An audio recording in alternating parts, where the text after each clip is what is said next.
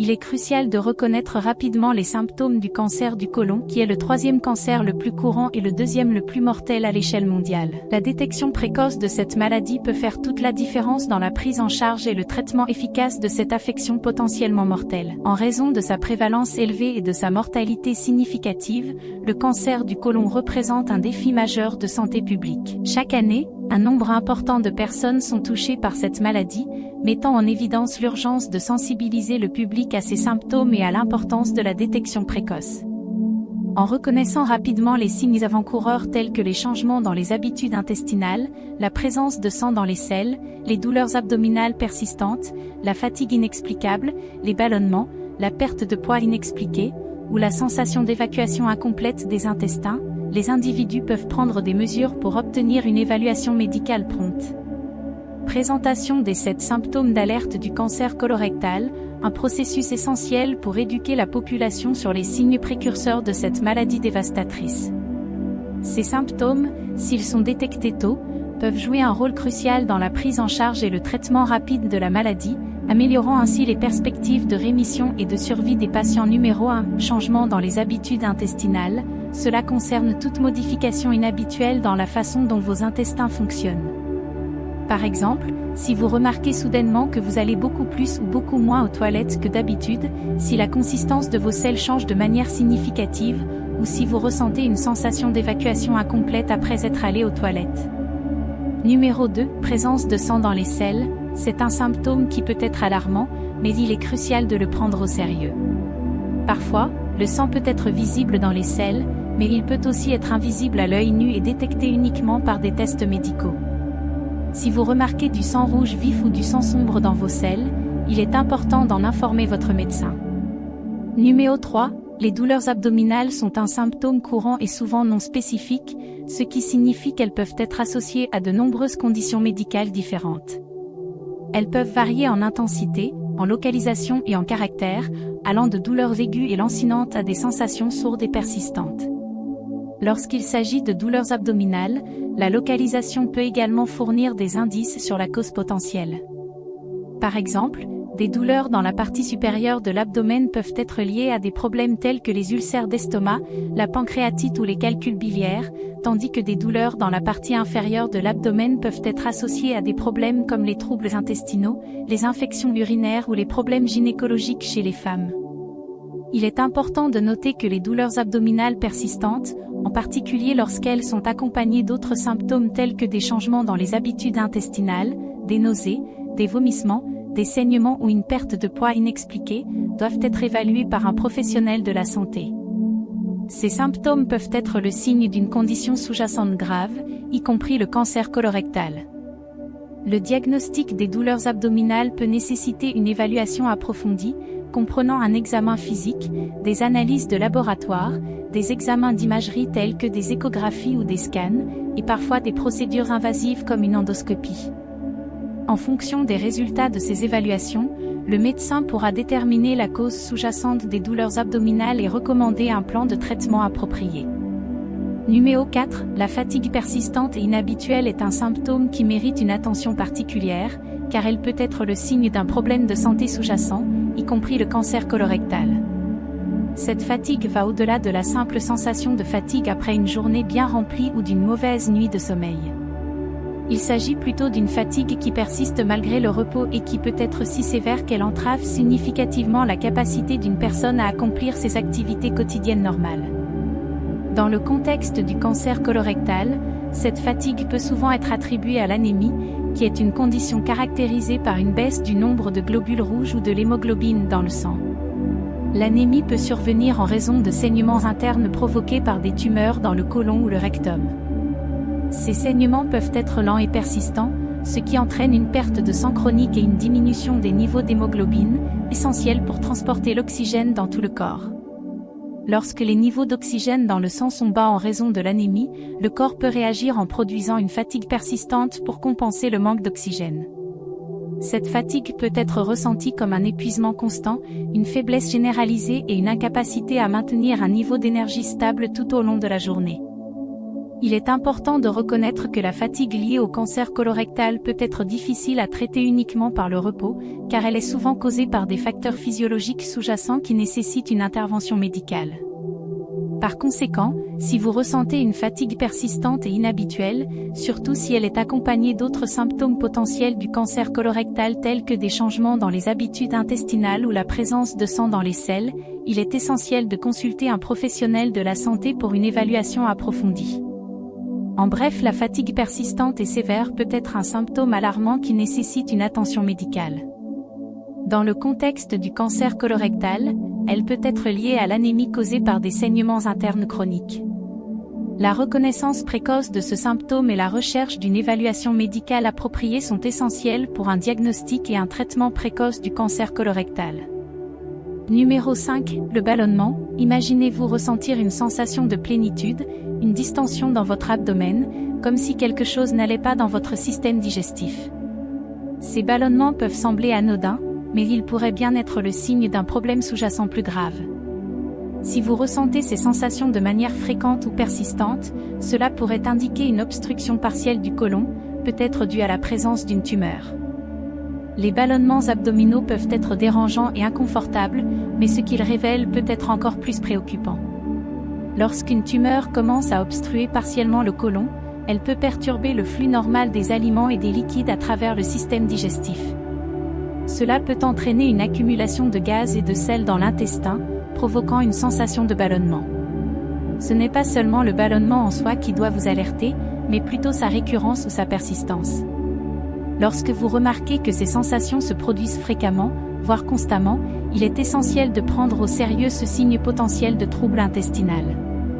La raison sous-jacente des ballonnements abdominaux peut être complexe et nécessite souvent une évaluation médicale approfondie pour identifier le problème. Dans le cas du cancer du côlon, une obstruction partielle due à une tumeur peut être une explication possible des ballonnements persistants. C'est pourquoi il est crucial de consulter un professionnel de la santé dès que possible si vous ressentez ces symptômes. Ne négligez pas les signes que votre corps vous envoie. Les ballonnements fréquents ou persistants pourraient être un appel à l'action de votre système digestif, vous indiquant qu'une évaluation médicale est nécessaire pour déterminer la cause sous-jacente.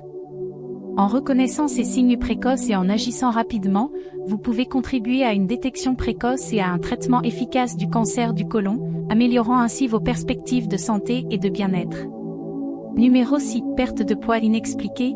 Vous constatez que vous perdez du poids, et ce, de manière significative, sans aucune explication évidente.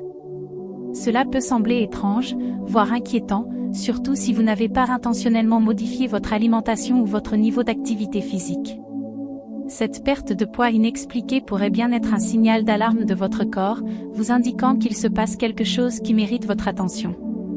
Cette diminution de poids peut être le résultat de plusieurs facteurs sous-jacents, mais dans le contexte du cancer du côlon, elle peut être particulièrement significative. Les tumeurs présentes dans le côlon peuvent perturber l'absorption normale des nutriments essentiels, ce qui peut entraîner une perte de poids non désirée. De plus, les changements métaboliques associés à la maladie elle-même peuvent également contribuer à cette perte de poids inexplicable. Il est essentiel de comprendre que cette perte de poids ne doit pas être ignorée ou attribuée à des facteurs superficiels. Même si elle peut sembler initialement bénéfique pour certaines personnes, elle peut en réalité être le signe d'un problème plus grave qui nécessite une attention médicale immédiate. Si vous remarquez une diminution significative de votre poids sans raison apparente, il est impératif de consulter un professionnel de la santé dès que possible. Une évaluation médicale approfondie peut aider à déterminer la cause sous-jacente de cette perte de poids et à élaborer un plan de traitement approprié. N'ignorez pas les signes que votre corps vous envoie. Une perte de poids inexpliquée pourrait être un indicateur précoce de problèmes de santé graves, y compris le cancer du côlon. En reconnaissant ce symptôme et en agissant rapidement, vous pouvez contribuer à une détection précoce et à un traitement efficace de cette maladie, améliorant ainsi vos perspectives de santé et de bien-être à long terme. Numéro 6, sensation d'évacuation incomplète des intestins. Cette sensation d'évacuation incomplète des intestins peut également avoir un impact significatif sur votre qualité de vie au quotidien. Non seulement elle peut être physiquement inconfortable, mais elle peut aussi être source de stress et d'anxiété, car elle interfère avec vos activités quotidiennes et votre bien-être émotionnel. Imaginez-vous constamment préoccupé par cette sensation persistante, vous demandant si vous avez complètement vidé vos intestins ou si vous devrez bientôt retourner aux toilettes. Cette préoccupation constante peut être épuisante et affecter votre concentration, votre humeur et même vos relations personnelles. De plus, cette sensation d'évacuation incomplète peut entraîner des troubles du sommeil, car elle peut vous réveiller la nuit avec le besoin urgent d'aller aux toilettes.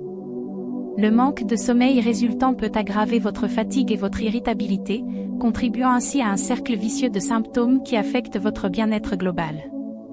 Il est donc essentiel de prendre au sérieux cette sensation d'évacuation incomplète des intestins et de rechercher une évaluation médicale dès que possible.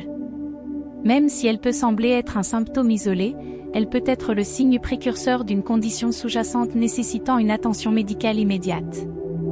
Il est crucial de comprendre l'importance vitale de consulter un médecin dès l'apparition de symptômes potentiels de cancer colorectal. Ces signes peuvent sembler anodins au début, mais ils peuvent en fait être les premiers indicateurs d'un problème grave nécessitant une évaluation médicale approfondie. Tout d'abord, un dépistage précoce offre la meilleure chance de traitement réussi. Le cancer colorectal est plus facile à traiter lorsqu'il est détecté à un stade précoce, avant qu'il ne se propage à d'autres parties du corps. En consultant un médecin dès l'apparition des symptômes, vous augmentez vos chances d'un diagnostic précoce, ce qui peut conduire à des options de traitement plus efficaces et à de meilleurs résultats à long terme. De plus, ignorer ces symptômes peut entraîner une progression plus avancée de la maladie. Le cancer colorectal est connu pour sa capacité à évoluer silencieusement dans ces stades précoces, ce qui signifie que les symptômes peuvent ne pas apparaître avant que la maladie ne soit avancée. En attendant que les symptômes s'aggravent, vous risquez de retarder le diagnostic et de permettre au cancer de se propager, ce qui peut rendre le traitement plus difficile et moins efficace. En outre, la consultation précoce d'un médecin peut également vous offrir une tranquillité d'esprit. Même si les symptômes que vous ressentez ne sont pas liés au cancer colorectal, il est important d'obtenir une évaluation médicale pour identifier la cause sous-jacente. Cette démarche proactive peut vous aider à dissiper toute inquiétude et à aborder rapidement tout problème de santé éventuel. Enfin, la sensibilisation et l'éducation sont essentielles. En reconnaissant les signes et les symptômes du cancer colorectal et en consultant un médecin dès leur apparition, vous contribuez à sensibiliser les autres à l'importance du dépistage précoce. En partageant votre expérience et en encourageant les autres à prendre leur santé en main, vous pouvez jouer un rôle crucial dans la prévention et la lutte contre cette maladie potentiellement mortelle. En conclusion, ne sous-estimez jamais l'importance de consulter un médecin dès l'apparition de symptômes potentiellement liés au cancer colorectal. Une évaluation médicale précoce peut sauver des vies en permettant un diagnostic et un traitement rapide. Votre santé et votre bien-être méritent toute votre attention et votre engagement, alors ne tardez pas à agir si vous remarquez des changements dans votre corps.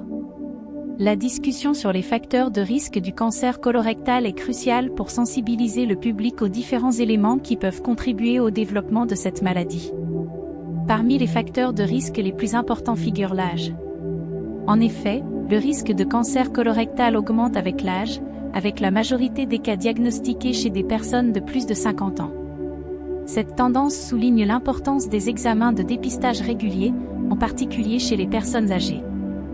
Les antécédents familiaux jouent également un rôle significatif dans le risque de développer un cancer colorectal. Les personnes ayant des membres de leur famille proche ayant déjà eu un cancer colorectal sont elles-mêmes plus susceptibles de développer la maladie. Cela peut être dû à des facteurs génétiques ou à des habitudes de vie partagées au sein de la famille, soulignant ainsi l'importance de la surveillance étroite chez les individus présentant des antécédents familiaux de la maladie. Le mode de vie et l'alimentation sont des facteurs de risque modifiables qui peuvent également influencer la probabilité de développer un cancer colorectal. Un mode de vie sédentaire, caractérisé par une faible activité physique, est associé à un risque accru de cancer colorectal. De même, une alimentation déséquilibrée, riche en viande transformée, en gras saturés et en sucres ajoutés, mais pauvre en fibres, en fruits et en légumes, peut augmenter le risque de développer la maladie. La consommation excessive d'alcool et le tabagisme sont également des facteurs de risque bien établis du cancer colorectal. Les substances toxiques présentes dans le tabac et l'alcool peuvent endommager les cellules du côlon, augmentant ainsi le risque de développer des tumeurs cancéreuses. En mettant en lumière ces différents facteurs de risque, il devient évident que la prévention du cancer colorectal repose sur une combinaison de facteurs génétiques, environnementaux et comportementaux. En adoptant un mode de vie sain, en faisant attention à son alimentation, en pratiquant une activité physique régulière et en évitant les comportements à risque tels que le tabagisme et la consommation excessive d'alcool, il est possible de réduire considérablement le risque de développer cette maladie grave. En outre, il est crucial d'encourager la sensibilisation et l'éducation sur ces facteurs de risque afin que les individus soient conscients des mesures qu'ils peuvent prendre pour réduire leur propre risque de cancer colorectal. Les efforts de sensibilisation peuvent également contribuer à promouvoir des politiques de santé publique visant à encourager des modes de vie sains et à faciliter l'accès aux programmes de dépistage et de traitement du cancer colorectal. En fin de compte, une approche holistique de la prévention, combinant des interventions individuelles et communautaires, est essentielle pour lutter efficacement contre cette maladie. Pour prévenir le cancer colorectal, adopter un mode de vie sain et des habitudes alimentaires équilibrées est essentiel. Une alimentation riche en fibres provenant de fruits, de légumes, de céréales complètes et de légumineuses peut favoriser la santé intestinale en favorisant un transit régulier et en réduisant le risque de constipation, un facteur de risque connu du cancer colorectal. De plus, la consommation d'aliments riches en antioxydants, tels que les fruits et les légumes colorés, peut aider à protéger les cellules contre les dommages causés par les radicaux libres, potentiellement prévenant la formation de cellules cancéreuses. Réduire la consommation de viande transformée et de gras saturés peut également contribuer à réduire le risque de cancer colorectal.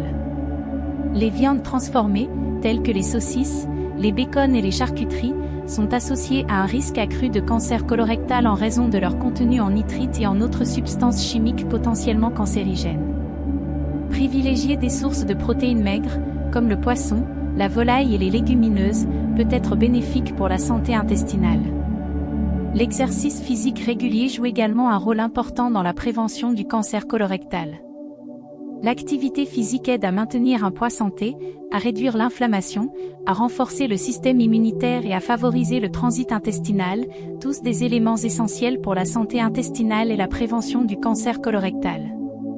Il est recommandé de pratiquer au moins 150 minutes d'exercice d'intensité modérée ou 75 minutes d'exercice d'intensité vigoureuse par semaine.